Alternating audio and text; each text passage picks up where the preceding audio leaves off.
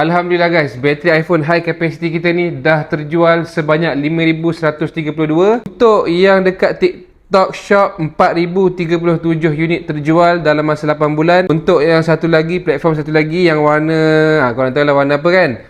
Dia dah terjual 1,095. Yang ini tak silap saya baru 5 bulan 6 bulan macam tu, sebab kita start lambat sikit dekat situ. Guys, Alhamdulillah, thank you yang support Adnan Komputer, yang support beli bateri high capacity kita ni. Tak sangka guys, bateri high capacity kita ni mendapat sambutan dan dah bantu ramai orang, Masya Allah Tabarakallah. Itu tak termasuk yang walk-in guys. Tak termasuk yang walk-in dekat sini. Review pun dah lebih kurang 1,000 lebih kot review.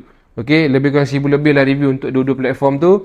Alhamdulillah, bateri capacity kita ni, capacity dia lebih tinggi daripada bateri original. Bateri health untuk semua model, function macam biasa, akan turun macam biasa. Untuk iPhone 12 ke atas, special lagi disebabkan dia boleh diagnose, boleh hilangkan unverified parts, boleh naik use.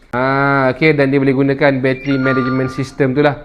Okay, itulah kelebihan dia guys. Tapi kalau tak diagnose pun tak apa, masih lagi high capacity juga. Kenapa? Sebab ramai orang beli sebabkan kita beri jaminan 3 bulan warranty. Yang mana kalau ada masalah, kita akan postage yang baru. Sebab tu Alhamdulillah ramai yang dah berpuas hati. Yang tak puas hati, kita akan gantikan dengan yang baru sampai dia puas hati. Alhamdulillah.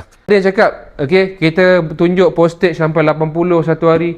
Dia kata kita nak menunjuk, kita nak riak. Bukan macam tu. Kita tunjuk tu, kita nak bagi tahu korang, dah ramai yang berpuas hati dengan bateri tu. Yang yakin dengan bateri yang kita jual ni, Alhamdulillah.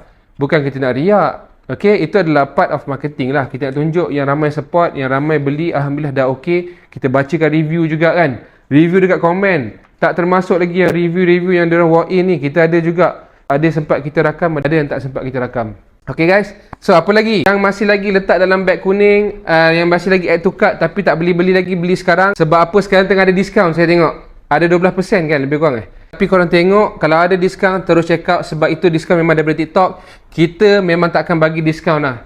Kita memang tak akan bagi diskaun dekat video apa pun. Kita akan bagi diskaun, melainkan tu daripada TikTok. Kita memang tak boleh nak bagi diskaun sebab margin kita rendah. So guys, siapa yang dapat diskaun, silakan beli terus sebelum TikTok angkat balik diskaun tu. Okay, check out sekarang. Ciao.